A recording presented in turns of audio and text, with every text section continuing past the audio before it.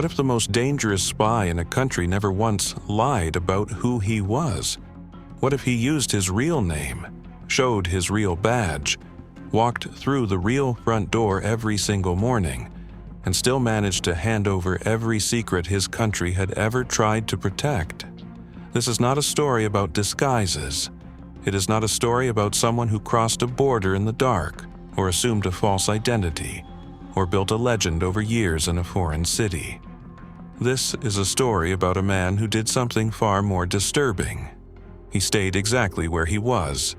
He did exactly what he was hired to do, and in doing so, he became the single most valuable intelligence asset inside the Islamic Republic of Iran. His name was Mehdi Farid, and right now, as you are watching this, the people who used him have never once confirmed he existed. Tehran, 2020. The city moves the way it always does, layered, loud, bureaucratic, and deeply aware of being watched. Every major government building has at least 2 security checkpoints. Every sensitive facility runs its own internal intelligence function. The IRGC counterintelligence apparatus maintains what it considers a near-perfect closed loop, a system designed to detect, isolate, and eliminate foreign penetration before it can take root. Inside this system, inside one of the most carefully guarded institutional environments in the Middle East, a man arrives for work. He is not remarkable. He does not attract attention. His colleagues know his name, know his function, know the general shape of his daily routine. He takes his access badge from his jacket pocket, holds it to the reader, hears the click, and walks in. He is a civil defense official. His job, on paper, is to maintain the safety and emergency preparedness of the facility. He knows which corridors lead where. He knows which basements are reinforced. He knows which personnel are assigned to which sections, and under what emergency protocols those assignments change. He knows where the generators are, where the communications infrastructure sits, and which parts of the building are considered priority protected in a crisis scenario. He is, in every official sense, exactly what he appears to be. That is the first thing you need to understand about what happens next. And it is the thing that makes this story so much harder to look away from. Civil defense is work that nobody thinks about until everything goes wrong.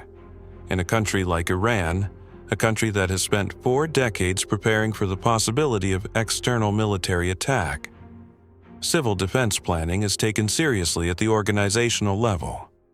Facilities connected to the Atomic Energy Organization of Iran, in particular, maintain detailed internal preparedness protocols. Floor plans are documented. Evacuation routes are drawn and redrawn. Structural vulnerabilities are cataloged. Personnel rosters are cross-referenced with emergency response assignments.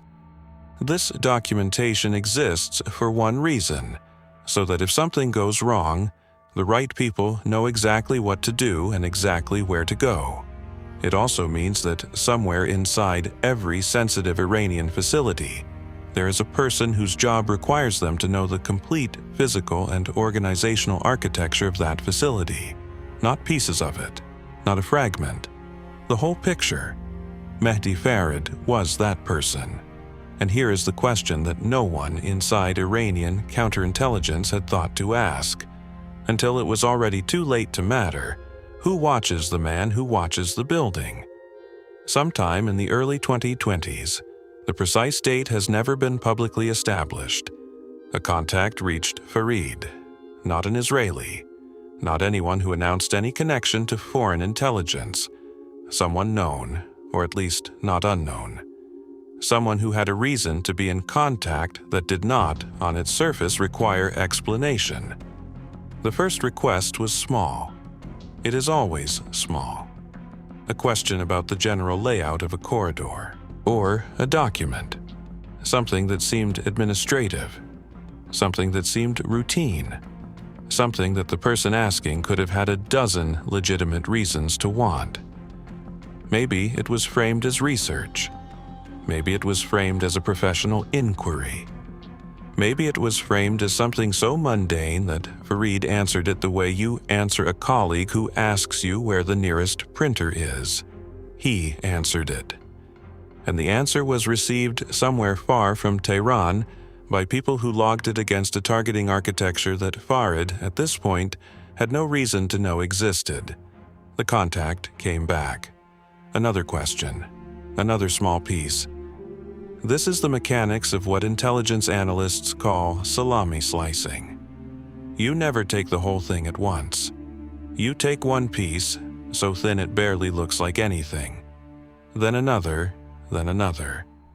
And the person giving you those pieces never has to make a single large decision about betrayal. They only ever have to make 1,000 very small decisions about cooperation. By the time the full salami is gone, the person who gave it to you has been making small decisions for so long that the idea of stopping feels more dangerous than continuing.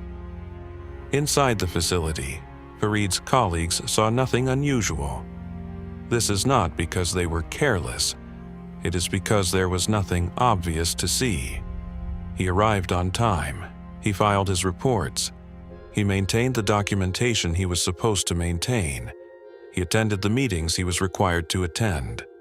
In every observable dimension, he was a functional, trusted, unremarkable civil servant doing a job that most of his senior colleagues did not fully understand and therefore did not scrutinize.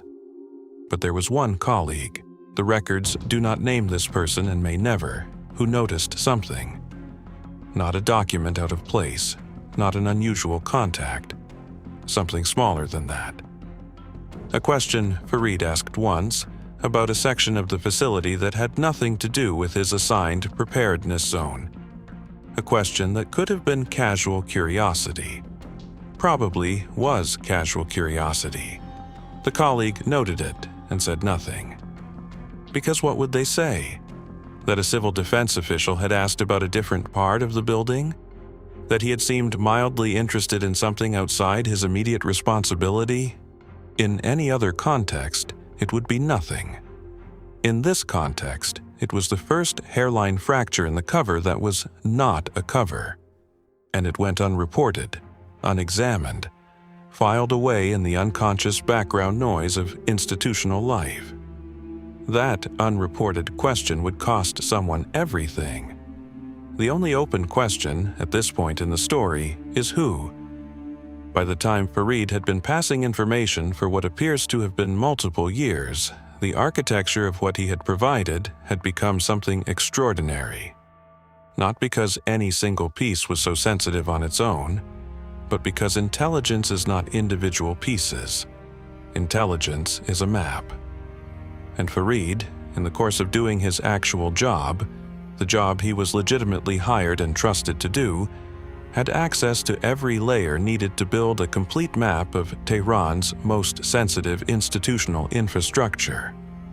Organizational structures, the decision-making hierarchies, the reporting chains, the informal power relationships that determine who actually controls access to what. Facility layouts, the physical architecture, the information that, fed into a targeting system, tells a planner not just where a building is, but which entrance matters, which floor is critical, where the systems that keep the operation running are housed, personnel movements, who goes where, when, under what protocols, and under which emergency scenarios those movements change. 3 layers, each individually valuable. Together, they are not just intelligence. They are a blueprint, not for understanding a facility, for dismantling it. Somewhere outside Iran, this information was being assembled into something that Farid may not have been told about, may have been deliberately kept from understanding. Because the most dangerous moment in any long-running human intelligence operation is the moment the asset realizes what their information is actually being used to build. In May 2023, Mehdi Farid was arrested. The announcement from Iranian authorities was sparse. A civil defense official. Charges related to espionage. the name of a foreign intelligence service not yet specified in the initial reports, though everyone who follows these cases knew what was coming. What triggered the arrest was not, as far as anyone has been able to determine, something Farid did. It was something else, a separate thread, pulled somewhere else in the network, that produced his name. Not because of a mistake he made, because of a connection he had no way of knowing was visible. He had maintained his cover for years. He had answered every question carefully. He had, by every external measure, done everything right. And he was still sitting in an interrogation room, facing men who were telling him they already knew everything, and watching him to see if that was true. Here is what no one has answered. Did he believe them? The interrogation room in Evin Prison does not look like the ones in films. There is no single bright light suspended from a ceiling. There is no dramatic confrontation across a metal table. There is, instead, something quieter and more methodical, a process that Iran's counterintelligence apparatus has refined over decades of practice on people who thought they could maintain a story under pressure. The process begins not with accusation, but with conversation. They ask you about your job. They ask you to describe your daily routine. They ask you to walk them through a normal Tuesday, a normal Thursday, a normal week in the life of a civil defense official who arrived on time, filed his reports, and went home. And somewhere in that description of total normalcy, they are listening for the gaps. What the interrogators had at the moment of Farid's arrest was a thread, not a confession, not a full case file. A thread, a digital trace, a financial irregularity, a name that surfaced in the reconstruction of a separate network that had already been partially dismantled. This is the detail that changes the shape of the entire story. Because if what triggered his arrest was not something Farid did, but a connection from outside his immediate operational circle, a connection he had no visibility into, no ability to manage or contain, then the cover he had maintained so carefully for years was not what ultimately protected him. He had been safe, for as long as he was safe, not because his cover was perfect. He had been safe because the part of the network that exposed him had not yet been found. That is a completely different kind of safety, and it means that everything he believed about his own security was built on a foundation he was never shown. Inside the facility, in the months before his arrest, something had been shifting. Iran's counterintelligence environment after 2022 was not the same as it had been in 2020. The escalation of Israeli operations inside Iran, the assassinations, the facility sabotages, the drone strikes on IRGC positions had produced a specific institutional response. The IRGC's Internal Security Division began running what is called a damage audit, not a targeted investigation. A systematic review of every sensitive position inside every sensitive organization, cross-referenced against every anomaly in the preceding 2 years. This is a process that, if run thoroughly, is extraordinarily dangerous for any embedded asset, because it does not require catching someone in the act. It requires only finding the pattern, the statistical fingerprint of information that left a system and subsequently appeared in some form in the hands of people who should not have had it.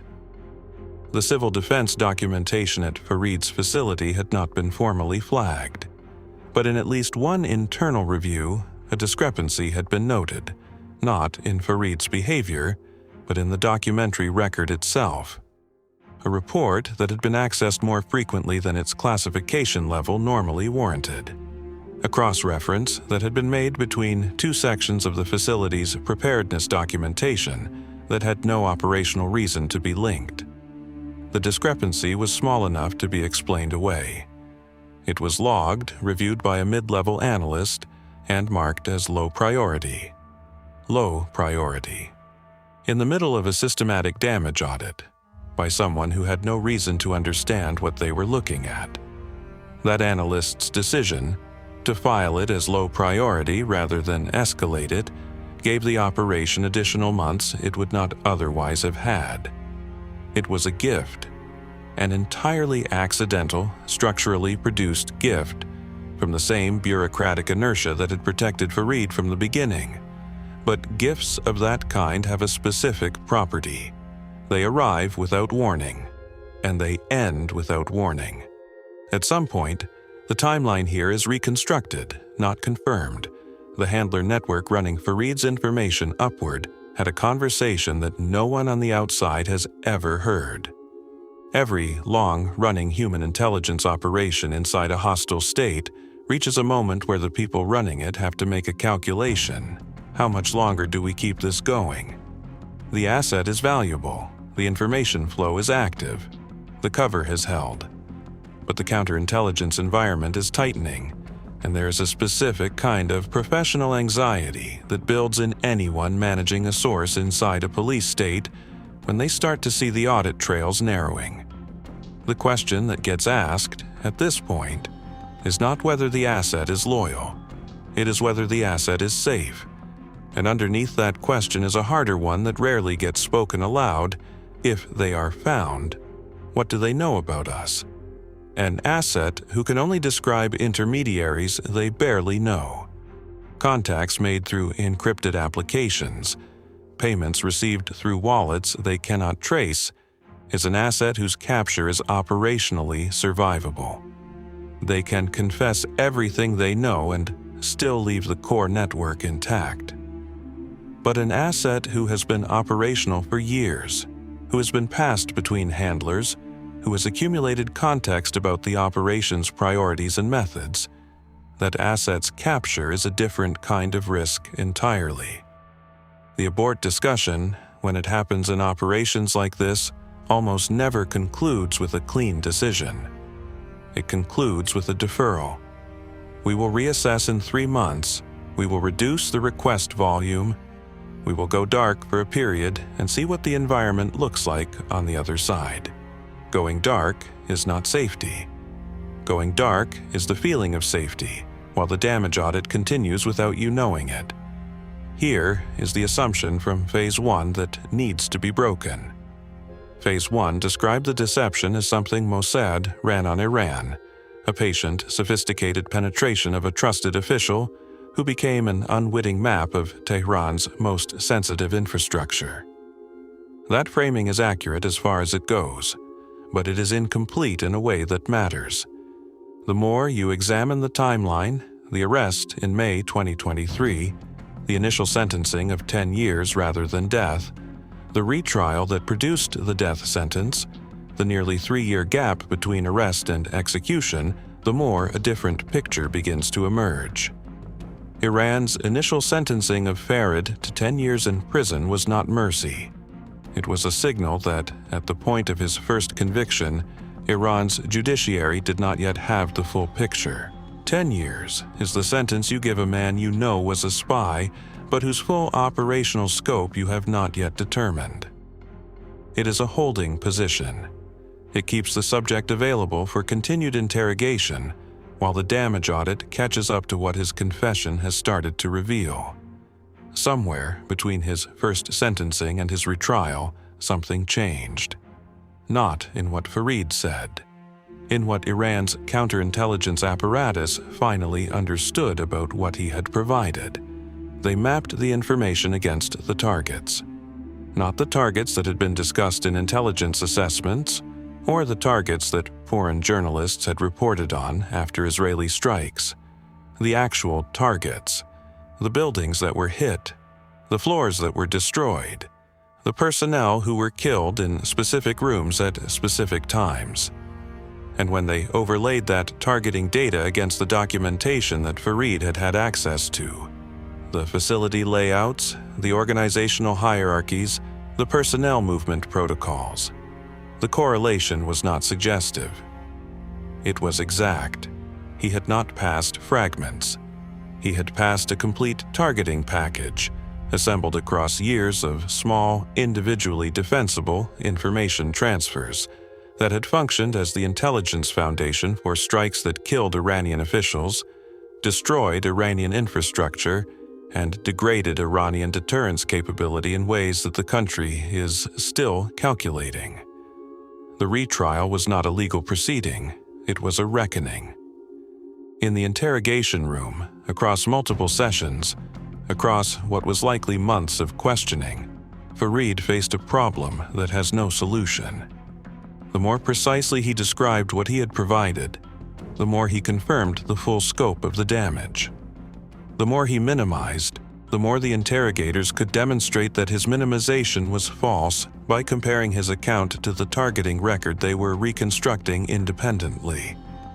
There was no version of the truth that helped him, and there was no version of a lie that was small enough to be believable against the evidence they were building. What broke, quietly, without drama, somewhere in that gap, was not just his cover. It was the internal narrative he had maintained about what he was doing. The civil servant who answered small questions, the professional who passed administrative information, the man who had never held a weapon and therefore had never hurt anyone.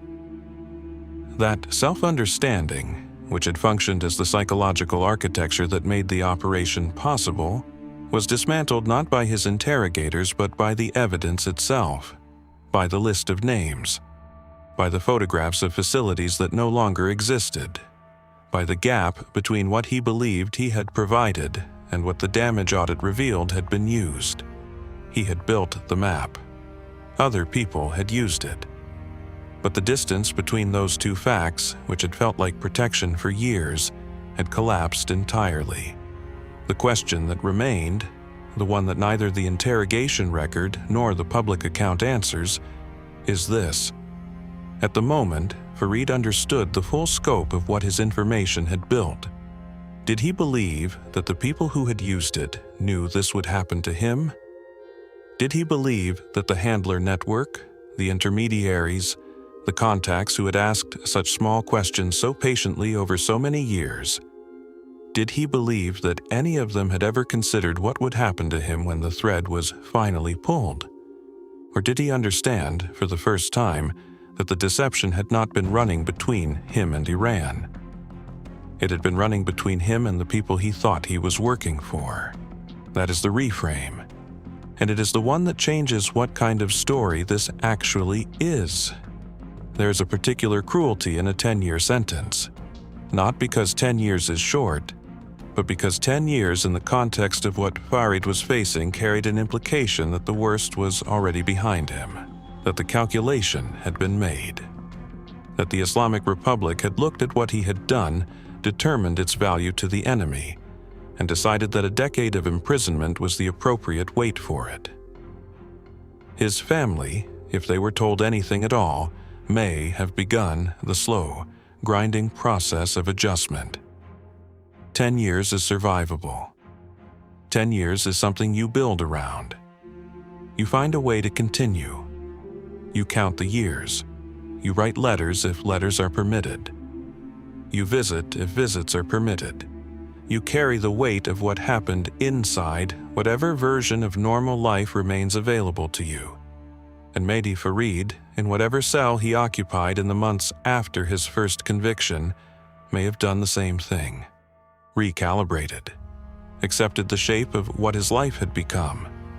Began, in whatever limited way a person can begin anything in that situation, to orient toward a future that still existed. That recalibration was the false release.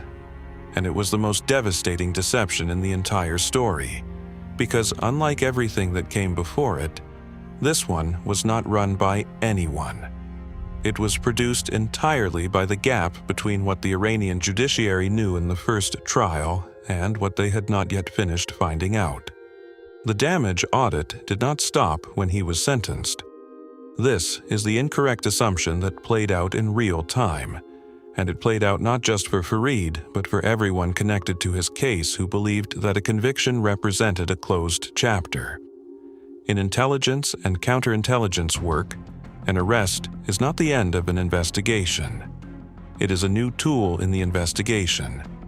The subject, now in custody, becomes a reference point against which everything else in the damage assessment can be cross-verified. every piece of documentation they accessed, every communication log that can be reconstructed, every financial transfer that can be traced backward through obfuscating wallets to the moment of origin. The IRGC's Counterintelligence Division, working in parallel with the judiciary, spent the period between his first sentencing and his retrial doing exactly this. They were not building a new case. They were finishing the case they already had, filling in the parts that his initial interrogation had not revealed, either because he had withheld them, minimized them, or because the interrogators at that stage had not yet known the right questions to ask. The right questions came later. They came when the targeting analysis was complete. The false start in this story is the retrial itself. The public record suggests that the decision to retry Farid was made after new evidence was presented to the judiciary. Evidence that the initial 10-year sentence had failed to account for the full operational scope of his cooperation with Israeli intelligence. What that evidence consisted of has not been officially disclosed, but the pattern is legible from the outside. When the Israeli Air Force struck targets across Iran during the June 2025 conflict, when specific buildings in specific locations were hit with a precision that went beyond what satellite imagery and electronic intelligence alone could have produced. The list of destroyed facilities was cross-referenced against the documentation that Farid had had legitimate access to over the preceding years. The match was not partial. It was comprehensive enough to constitute a different category of crime than what his first conviction had addressed. His initial sentence had been calculated against the value of an intelligence asset passing sensitive information. The retrial was calibrated against something else entirely. He had not merely passed information.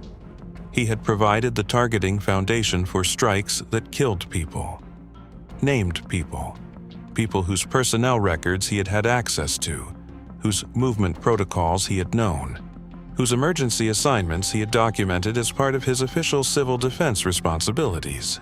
The retrial began from a different starting point than the first trial, and Farid, by this point, had no legal mechanism available to him that could change where it was going. Somewhere inside the retrial proceedings, in the gap between what the prosecution presented and what the defense, if there was a meaningful defense, attempted to argue, there was a near-abort moment of a specific kind. Not an escape, not a dramatic intervention, a legal one. In Iranian capital cases involving espionage, there is a procedural window during which the subject's cooperation with the court, full disclosure, complete accounting, demonstrated remorse, can theoretically be weighed against the severity of the sentence. It is not a guarantee, it is not even a reliable pathway, but it exists in the legal architecture, and in cases where the full scope of the damage is still being calculated, it occasionally produces a result that is not death. Farid, or whoever was advising him at this stage, appears to have attempted to use this window. The evidence for this is indirect. The length of the retrial process, the apparent gap between the prosecution's submission of new evidence and the final sentencing, suggests that the proceedings were not straightforward, that something was being negotiated or attempted or argued in the space between the charges and the verdict. It did not work, but the attempt itself reveals something important about the state of Farid's understanding at this point in the process. He was still operating on some level as if there were a version of this that he could manage. As if, full disclosure, the complete account he had perhaps withheld in the first interrogation could be traded for something. As if the judiciary's desire to know everything was separable from the judiciary's desire to make an example of everything. This is the hesitation at the center of the execution phase.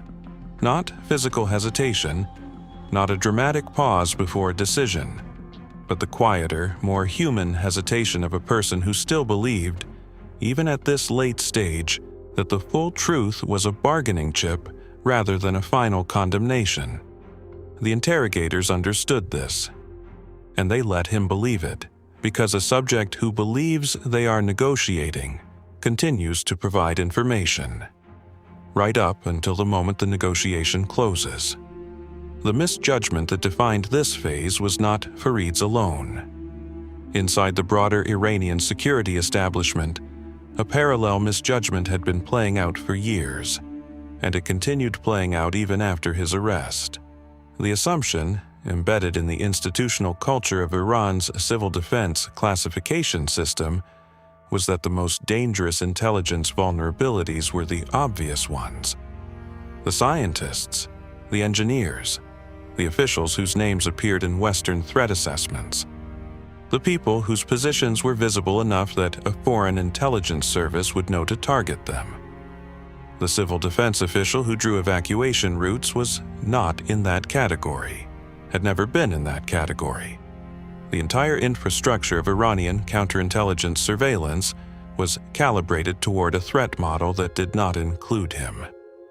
This is the incorrect assumption that played out most completely, not in the interrogation room, but in the years before it, in every security review that did not flag his access as anomalous, in every clearance renewal that did not treat his position as sensitive, in every institutional assessment that categorized civil defense as support function rather than intelligence risk.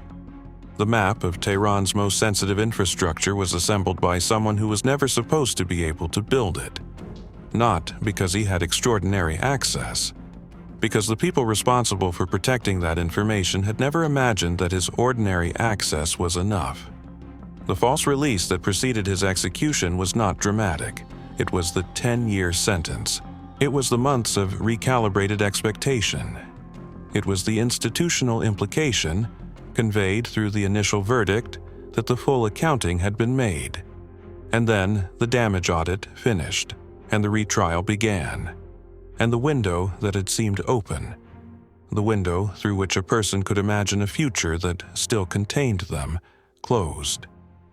The Supreme Court's confirmation of the death sentence did not come with explanation. It came with the language that Iran's judiciary uses when the decision has been made at a level above legal argument. Corruption on earth. The phrase that in Iranian capital law means that the harm caused is considered so fundamental to the fabric of the state that no lesser response is considered proportionate. He was hanged on April 21, 2026. The announcement was 2 sentences, no photographs, no ceremony. Somewhere in the institutional memory of the facility where he had worked, in the access logs, the documentation archives, the civil defense preparedness reports that still carry his name in the authorship fields, the record of what he was continues to exist. Not what he became, not what he was used to build. What he was, a civil servant who arrived on time, held his badge to the reader, heard the click, and walked in. The building is still there. The reader is still there. The click still sounds the same. The first consequences of what Mehdi Farid had provided did not begin when Iran found him. They began when Iran started looking. This is the detail that gets lost in the cleaner narrative of intelligence success. The damage to Iran's security infrastructure did not start with a strike or an explosion or a headline. It started with a damage audit. And damage audits, by their nature, destroy things on their own, independent of whatever the original operation achieved. When the IRGC's Counterintelligence Division began its systematic review of sensitive positions across Iran's civil defense and nuclear-adjacent organizations after 2022, they were not only looking for Farid. They were looking for everyone who might be Farid. Every civil defense official at every sensitive facility was now, implicitly, a potential liability. Every access log became evidence. Every document retrieval became a question. Every personnel file became a threat assessment. The paranoia that followed was not irrational. It was the appropriate institutional response to the discovery that the threat model had been wrong. But appropriate institutional paranoia has its own cost. It seizes the machinery, Promotions inside sensitive organizations slowed. Clearance renewals that had been routine became multi-month investigations. Officials who had previously moved freely between facilities began to find their access restricted, not because they were suspected of anything specific, but because the system could no longer afford the assumption of innocence that it had previously extended automatically. Farid had not just passed information. He had broken the basic operating trust of a security apparatus that depends, as all security apparatuses ultimately depend, on the belief that the people inside it are what they appear to be. Restoring that trust is not a procedural problem. You cannot fix it with new classification protocols or additional checkpoints. You can only wait for the institutional memory of betrayal to fade, and in Iran's security culture, shaped by decades of suspicion toward precisely this kind of inside threat, that memory does not fade quickly. The civil defense function across Iran's sensitive organizations was restructured. New compartmentalization rules were introduced. Access to cross-sectional preparedness documentation, the kind of layered organizational access that had made Farid's information so comprehensive, was restricted to a smaller number of officials, each of whom was subjected to more intensive background monitoring. These changes were not announced publicly. They did not need to be. Their existence is visible in the pattern of what came after, the accelerating wave of espionage arrests and executions that followed the June 2025 conflict, each one serving a dual function as both punishment and institutional signal. Between September 2025 and April 2026, Iran executed at least a dozen individuals on charges related to espionage for Israeli or American intelligence. Each execution was presented publicly as a security success, evidence that the Islamic Republic's counterintelligence apparatus was functioning, that threats had been identified and neutralized, that the penetration of the previous years was being systematically reversed. But here is what those executions cannot reverse. The information Farid provided did not expire when he was arrested. It did not become inaccurate when he was sentenced. The facility layouts, the organizational hierarchies, the personnel movement protocols. This information ages, but it does not become immediately useless. Buildings are not rebuilt overnight. Organizational structures do not fundamentally reorganize in months. The people whose movements were documented continue, for years after the documentation was made, to follow patterns shaped by the same institutional routines. The targeting map that Farid's information helped construct remained operationally relevant long after the June 2025 strikes. Iran understood this, which is part of why the retrial resulted in a death sentence rather than additional prison time. The ongoing value of the intelligence, the fact that it was not a one-time disclosure but a structural penetration of years-long duration, was precisely what elevated the crime from espionage to the capital category. Iran's October 2025 legal reforms, which made espionage for Israel and the United States automatically punishable by death, with asset seizure extended to family members of convicted individuals, were a direct institutional response to the scale of what the damage audit had revealed. Not just to Farid, to the network he was part of, whether he understood its full dimensions or not. The law exists because the previous legal framework had proven insufficient as a deterrent. And the law reveals something important about how Iran's leadership assessed the situation in the aftermath of the June 2025 conflict. The penetration had been deep enough and sustained enough that incremental legal deterrence was no longer considered adequate. Only categorical, irreversible consequences, death, family level, financial destruction, were considered proportionate to the threat that had been demonstrated. This is not a sign of strength, it is a sign of the depth of the wound. There is a second category of long-term strategic damage that is harder to quantify and therefore rarely discussed in the public accounts of operations like this. Iran's nuclear and defense infrastructure is not simply a collection of buildings and personnel. It is a system built on institutional confidence, the confidence of the scientists and engineers and administrators inside it that their work is protected, that their identities are secure, that the state that employs them has the capacity to keep them safe. Every execution in the espionage wave following the June 2025 conflict carried an unspoken message to the people who were not arrested, to everyone inside Iran's sensitive institutions who had not been compromised, who had nothing to confess, who had done nothing wrong. The message was, "We are still finding them." That message produces a specific effect inside a high-value institutional environment. The most skilled people, the scientists, the engineers, the administrators whose expertise makes the programs function, are also the people with the most options. Not options to defect necessarily. Options to disengage, to become less visible, to transfer to less sensitive positions, to find ways to do work that matters without being the kind of person who might one day be cross-referenced against a targeting analysis. The quiet departure of capable people from high-exposure positions inside Iran's sensitive organizations is not documented anywhere. It does not appear in any official record. It is invisible in the way that all preventive decisions are invisible. But it is a consequence of what happened. A slow, structural draining of institutional human capital that began with the discovery that the civil defense official who drew evacuation routes had been watching everything.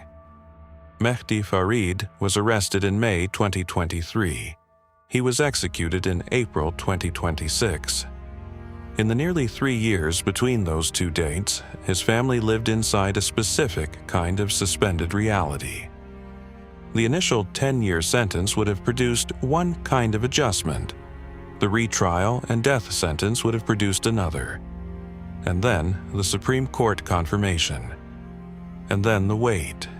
Iranian law does not require the state to notify families in advance of an execution date. The practice is to inform the family after the sentence has been carried out, or occasionally on the morning it is scheduled to occur. Too late for any legal intervention. Too late for anything except the knowledge that it has happened. His family is not mentioned in any public account of this case. They will not be mentioned in any future account if Iran's standard practice is followed. They exist in the record only as the unnamed people to whom asset seizure provisions may or may not have been applied under the October 2025 legal reforms. This is its own category of consequence, the one that runs longest and leaves the fewest visible traces. The people who assembled the information Farid provided, the handlers, the intermediaries, the analysts who built the targeting map from the pieces he passed across years of careful, patient, small disclosures, they are not in a prison. They are not in a courtroom. They have not been named in any public document connected to this case. They received the map, they used it, and the distance between the map's origins and its application, which was maintained so carefully throughout the operation's active life, continues to be maintained now. This is not a moral judgment. It is an operational reality. The architecture of plausible separation that makes human intelligence operations survivable for the service that runs them is the same architecture that concentrates all consequence on the person inside the hostile state who had no such protection. Farid had no legend to abandon, no false name to disappear under, no extraction protocol to trigger. He had only his real name, his real badge, and a door that opened when he held the badge to the reader. The door does not open for him anymore, but the map still exists. If this operation raises questions for you about how intelligence really works, not the version that gets declassified, but the version that stays operational for years because no one was supposed to look there, subscribe to Hidden Ops. We cover the real ones. Every week, a story the official record hasn't finished telling.